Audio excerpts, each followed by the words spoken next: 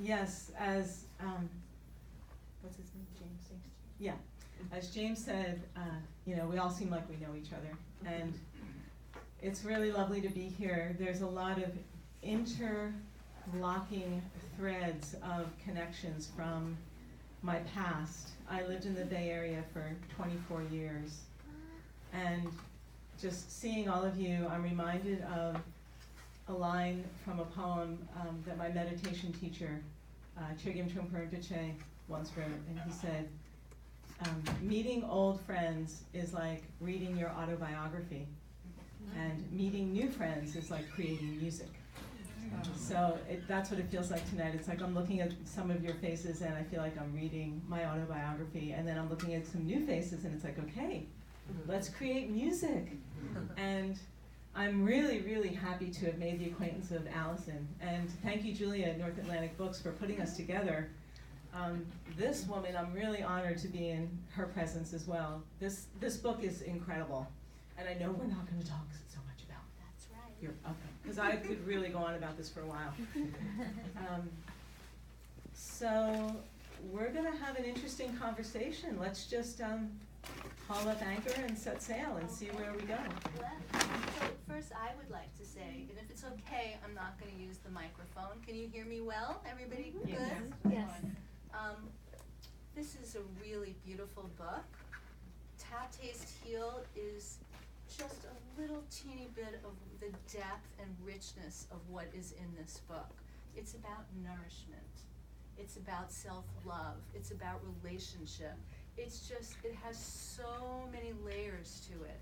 I was amazed when I was reading it.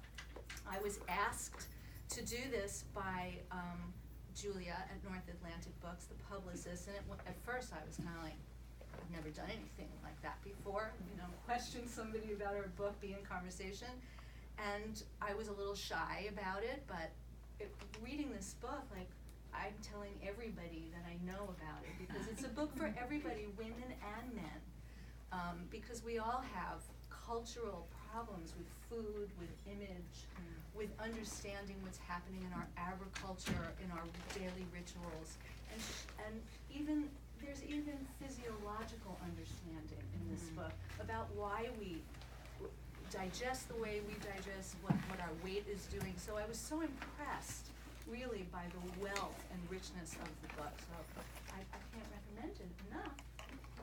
And saying that, I would like to read a little passage to start. Okay. She'll be reading most of it. As a granddaughter of Sicilian immigrants who arrived in the United States via Ellis Island, I was blessed to grow up in this country with elders from Il Vecchio Paese, who imparted on me some of their wisdom foodways. While my father, long gone, and my mother single-handedly raising 5 children, my grandparents' home down the street was my daycare center. My grandfather was a consummate gardener. My grandmother was an admirable cook. It was at Grandma Marone's table that I learned as early as age 4 how to roll pizza dough, grind sausage meat, and pick vegetables from the garden.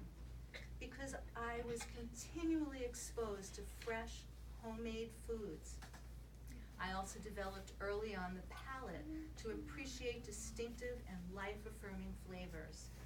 The piercing bitterness of dandelion, the mild reassurance of zucchini, the deliciously excremental aroma of naturally aged cheeses and cured meats.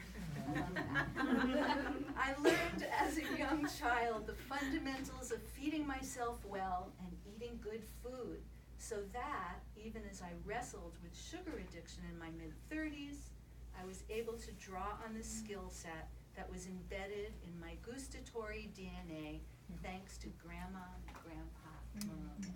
Thank you, Grandma and Grandpa Marone.